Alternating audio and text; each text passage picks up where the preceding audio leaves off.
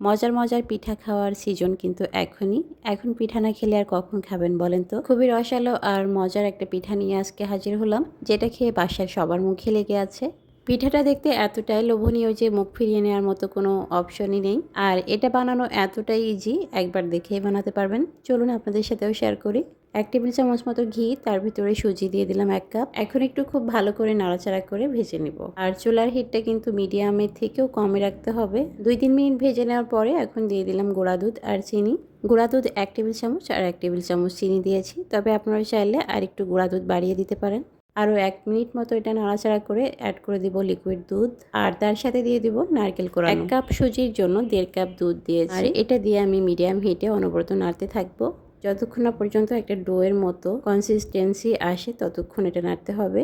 তো এ পর্যায়ে চুলার হিটটা কিন্তু আমি একদমই মিডিয়ামের থেকে একটু কম রেখে 4-5 মিনিট নাড়াচাড়া করতে করতে ঘনত্ব বেড়ে গেছে।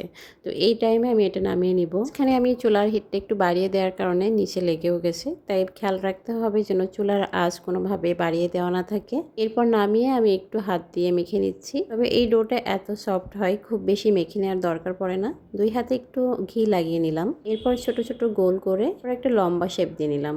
এরপর 2 সাইড থেকে একটু চিকন করে দিতে হবে। তবে এটা করলাম দেখে হয়তো বা বুঝতে পেরেছেন। তো এভাবে করে সবগুলো পিঠা আমি বানিয়ে নিয়েছি। এখন সুজির এই পিঠাগুলো 10 মিনিটের মতো স্টিম করব। পিঠাগুলো স্টিম করার জন্য রাইস কুকারে 1 কাপের মতো পানিও দিয়েছি। তো যে পাত্রে আমি স্টিম করব ওই পাত্রে একটা বেকিং পেপার দিয়ে দিলাম।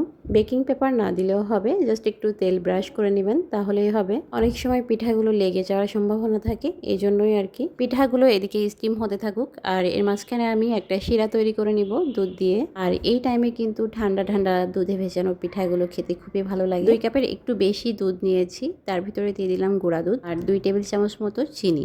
এটার ভিতরে চাইলে কনডেন্স মিল্ক দিতে পারেন যদি স্বাদটা আরো বেশি ইনহ্যান্স করতে চান। তো দুধটা জাল হতে হতে এদিকে পিঠাগুলো কিন্তু স্টিম হয়ে গেছে। আর এই পিঠাগুলো কিন্তু এখন খুবই নরম অবস্থায় আছে। এটা এখন নামিয়ে আমি গরম দুধের ভিতরে দিব, আর খুব সাবধানে দিতে হবে, তো পিঠাগুলো খুবই সফট, ভেঙে যেতে পারে। তো একটু কেয়ারফুলি আমি সবগুলো পিঠা নামিয়ে দুধের ভিতরে দিয়ে আরো 4-5 মিনিট জাল করব। আর যদি কনডেন্স মিল্ক দিতে চান তাহলে বাড়তি করে চিনি দেওয়ার কোনো দরকার নেই। গুঁড়া দুধ তারপরে কনডেন্স মিল্ক এগুলো দিলে পিঠার স্বাদটা অনেক বেড়ে যায়। তো এগুলো দিয়ে আপনার পিঠা বানালে স্বাদটা অনেক বেড়ে যাবে। সবগুলো পিঠা দেওয়া হয়ে গেলে আমি 4-5 মিনিট এটা জাল করেছি। আর এটা খুব বেশি কিন্তু নাড়াচাড়া করতে হবে না, জাস্ট হালকা করে একটু নাড়াচাড়া করবেন, কারণ এই অবস্থায় পিঠাগুলো এত নরম থাকে যে একটু নাড়াচাড়া করতে গেলেই ভেঙে যাবে। আজকের এই পিঠার ভিতরে কিন্তু আমি একটু নলেন গুঁড়ো দিব। হাতের কাছে যদি একটু নলেন গুড় থাকে তাহলে দিতে একদমই ভুলবেন না, কারণ খুবই সুন্দর একটা ঘ্রাণ আসে। আর এই পিঠার স্বাদ কিন্তু সাথে সাথেই চেঞ্জ হয়ে অন্যরকম হয়ে যাবে, যেটা আপনি কল্পনাও করতে পারবেন না। গুড় দেওয়ার পরে আমি আর খুব বেশি সময় এটা জাল করিনি, কারণ দেখতে পাচ্ছেন আমাদের শিরাটা কিন্তু অনেকটাই ঘন হয়ে এসেছে। এখন আমি চুলার জালটা বন্ধ করে দিয়ে এটা ঠান্ডা হওয়া পর্যন্ত অপেক্ষা করব। চাইলে গরম গরমও খেতে পারেন।